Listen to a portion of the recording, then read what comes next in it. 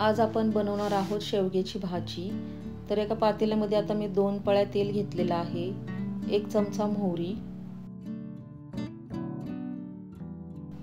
तडतडली की त्यात थोडासा कढीपत्ता, थोडंसं हिंग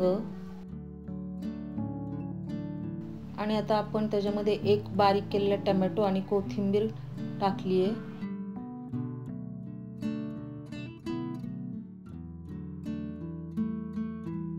अर्धा चमचा हळद,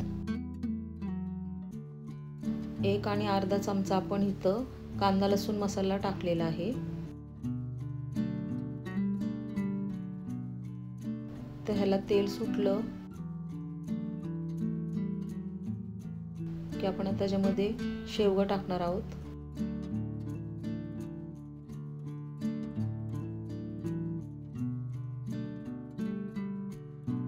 मी इथं हातपाव शेवगा घेतलेला आहे।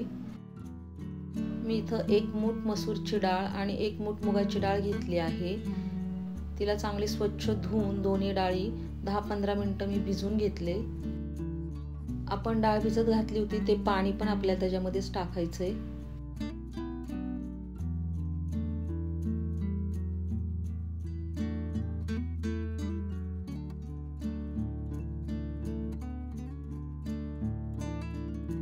गरम पाणी टाकायचं आपल्याला ह्याच्यामध्ये।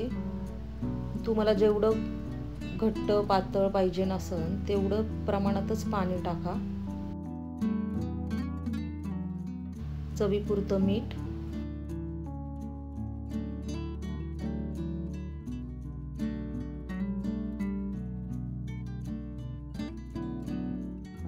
आणि उकळी आली की आपण त्याला झाकून ठेवून 15 ते 20 मिनिटं शिजवून द्यायचंय।